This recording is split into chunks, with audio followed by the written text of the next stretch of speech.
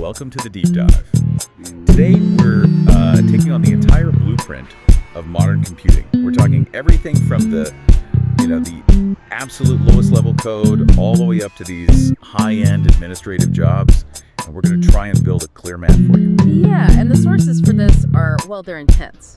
We've got everything from Linux system initialization guides to deep academic papers on assembly language.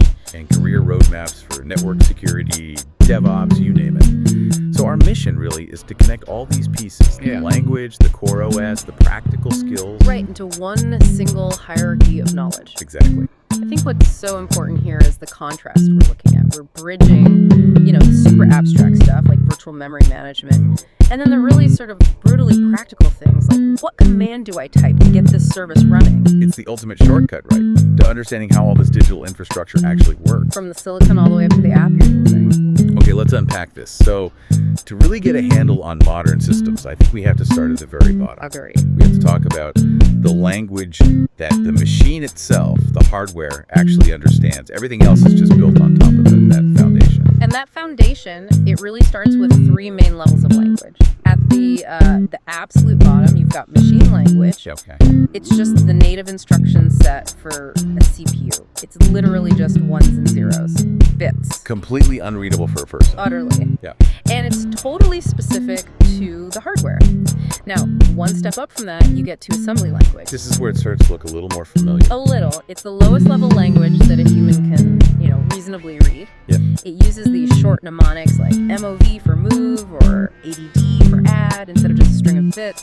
So this is what the operating system is actually executing. Directly, yes. And then above that, you've got what we call high-level languages, or HLLs. And this is where most programmers live, right? Python, C++, Java. 99% of them. They use statements that look a lot like English. And crucially, they're machine independent. They rely on this concept of abstraction. Abstraction is the key. It's what makes development so fast. Yeah. We talk about it like giving instructions for making a peanut butter sandwich. Right. In a high-level language, you just say, make a peanut butter sandwich. But in assembly, you'd have to say, open the drawer, pick up the knife, open the jar. Every single tiny step. A conditional loop might be a few lines of Python, but in assembly, you're defining every register load, every comparison, every single jump instruction. So that brings up a really important question from our sources. If HLLs do all the heavy lifting, why should a modern developer even bother with assembly? That's the big question. I mean, we're not writing compilers for our day jobs. Is it just like a historical thing? Or is there a real practical reason for a Python dev to know what an MOV command is? Oh, it's absolutely practical, but the focus shifts. You don't need to write production code in assembly, but knowing it completely changes how you debug and optimize your code. You stop wondering what error happened, and you start understanding why the compiler generated that specific, maybe inefficient, machine code. So you see behind the curtain. Exactly. You understand the source of programming constraints, the limits of memory, the cost of certain operations, and, for cybersecurity, Why that? because analyzing malware, that often comes down to reading assembly instructions to figure out exactly what an exploit is trying to do. So it's not about gatekeeping. It's a tool for true mastery. And for anyone looking to get to that level, in any language, the source material lays out a pretty clear 5-step path. And it applies to everything. First, pick your language for the job at hand. C for an OS, Python for data science. Second, you have to nail the fundamentals, syntax, data types, all that. Third, and this is a big one, practice. Relentlessly. And build things, right? Not just exercise. Yes. Step 4 is build real projects. Solve complex problems. And the last step, which a lot of people skip, is to share your code. Get it out there, engage with communities, get feedback. So from the language itself, we zoom out one layer. To the central intelligence that manages all those instructions, the operating system, the OS, is that essential go-between managing every single thing between your apps and the physical hardware. And this is where we get to the kernel. This is where it gets really interesting for me. The kernel is the protected central core of the OS. It's the gatekeeper. Total gatekeeper. It's responsible for keeping applications separate from each other, handling memory, processing system calls, managing all the I/O devices. Yeah, without the kernel, it would just be chaos. Apps would fight for the CPU, for memory. It would just crash instantly. The kernel provides order. How does it do that? What are the key services? Okay, so first is concurrency. That's making it look like multiple tasks are running at the same time, even if you only have one CPU core. A neat trick. A very neat trick. Second is memory management. And this is fascinating because it includes virtual memory, which is the mechanism that gives you the illusion of having way more RAM than you actually do. That's the magic that lets me run like 5 different virtual machines at once without my computer just dying. Exactly. The kernel sees a block of memory hasn't been used in a while, and it performs a swap. It moves that data from your super fast RAM to your slower disk storage. And then brings it back when it's needed. Swaps it right back in. And the third key thing is managing interrupts. These are signals from the environment. You click a mouse, a packet arrives on the network that tell the CPU to stop what it's doing and immediately handle that event. Is the OS reacting in real time? In real time. Okay, so given all of that complexity, why on earth would any organization try to build or even customize its own OS? That sounds like a monumental task. It is a monumental task, but the benefits for specialized infrastructure are just, well, they're often too good to pass up. And it can range from just repackaging a distribution to a full-on kernel build. What are the main benefits? It's mainly threefold. First, performance. You strip out every single component you don't need, every driver, every service, to create this incredibly lean system that is just blindingly fast for its one specific job. Okay, so speed. What else? Second is enhanced security. If you only include the components you absolutely need, you dramatically shrink the attack surface. You're securing by subtraction. Precisely. And third is a tailored UI. That could mean a headless mode for a server with no graphical interface at all, or a very specific one for, say, an embedded device. And this is why Linux is so popular for this kind of thing. It's the king of customization.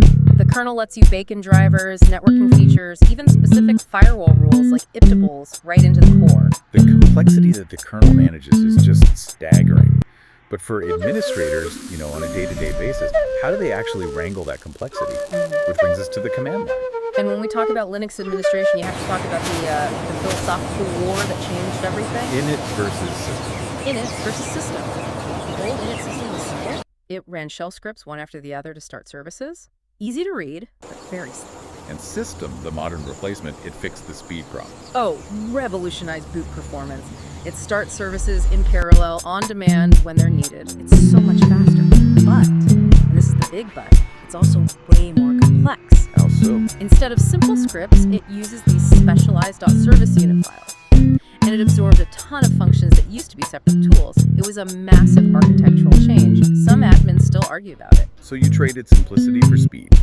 A violation of that classic Unix philosophy of do one thing and do it well. That was the argument, yes. It's a fascinating debate in system design. But, love it or hate it, system is here to stay. You create those unit files, you put them in a system, and you manage them with systemtil. It's centralized control. Speaking of control, our sources point out this move toward graphical interfaces even for servers, like Cockpit for someone running Rocky Linux. Cockpit is a great example. It's this powerful web-based interface you can get to at https://server.9090. It gives you performance monitoring, logs, a terminal, service management, all in one browser window. Which is huge when you're managing, say, 50 headless servers. You don't want to have to SSH into every single one for every little task. It's a game changer. And even on systems like macOS, the command line is still where the real power is. The basics are the same, PWDLALs. But mastery is about the shortcuts. Exactly. Anyone can type those. But mastery is knowing that the tilde character is the universal shortcut for your home folder. It saves you so much time. And on macOS specifically, our sources mention the defaults command for changing hidden settings. Oh yeah, that's where the real power is. You can use the defaults command to tweak the dock or finder in ways the normal system preferences just won't let you. Can you give us an example of that? Sure. You can use it to make the icons of hidden applications appear translucent in your dock. It's a subtle visual cue that an app is running in the background without cluttering things up. That's deep OS customization. This blend of administration and, really, programming brings us to the future of these jobs. It's not enough to just configure a router anymore.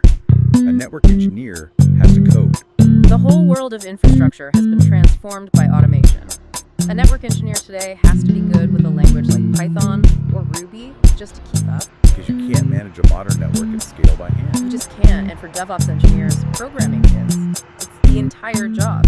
Usually Python or JavaScript for automation, for CI/CD pipelines, for managing infrastructure as code. For our listeners, CI/CD is continuous integration and continuous deployment. Right, it's the practice of automating how you deliver code to production. It's essential for moving fast. And even the tools built for this, like Ansible or Puppet, they still require you to think like a programmer. They absolutely do. They're not magic. You still need to understand programming logic. You're using loops, conditionals, data structures like dictionaries to manage server configurations.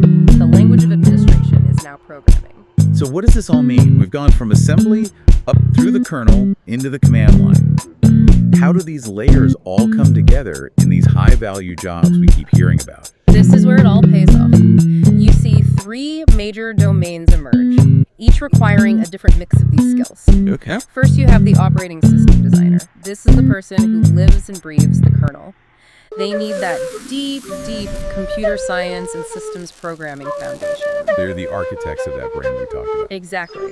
Their whole job is balancing performance, security, and resources at the very core of the system. Then what's the second domain? That would be the network security engineer. Yeah. This role is fascinating. They need to master networks, firewalls, sure, but their real value comes from being multilingual, programmatically speaking. They need Python for automation. C and C+ for understanding exploits, and critically, assembly. They have to be able to read assembly to dissect malware and find those really low-level vulnerabilities. They have to speak the adversary's language. And that deep expertise is what justifies those high salaries you see. Absolutely. The expected range for that kind of skill set is, well into 6 figures, maybe $117,000 to $189,000, because they are the guardians of the entire stack. Okay, so OS designer, security engineer. What's the third? And third, you have the indispensable system or network administrator. These are the practitioners. They live in that practical layer we discussed. Their job is keeping the lights on. Maintenance, troubleshooting, security implementation. All of it. They need to master tools like system, know the command line inside and out, and have automation skills. They're the ones who often need certifications like CompTIA Network Plus, or Cloud Certs from Azure, or AWS. And as you get more specialized in OS design or security, the educational requirements start to tick up. For sure. If you're aiming for those senior architect or management roles, a master's degree in computer sciences, it's increasingly becoming the standard, especially with specializations in cybersecurity or AI. It provides the theoretical depth you need to innovate. So we've really connected the dots here. We started with the raw machine code and assembly. We moved up to the central manager, the OS kernel. We applied practical control with the command line and tools like systems, and we saw how it all converges into these essential career paths. It really is a hierarchy of knowledge. It is. And maybe a final thought for you to chew on. We talked a lot about the open nature of Linux. Now, we know that OS security is always fighting against complexity.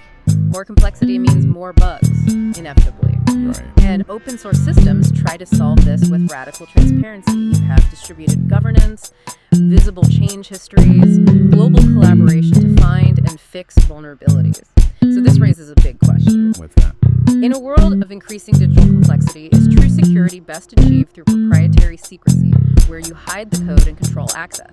Or is it best achieved through radical, shared, global transparency? That's the dilemma. It's the core dilemma facing every designer, every admin, and every security expert today. The fascinating problem of trust versus argument.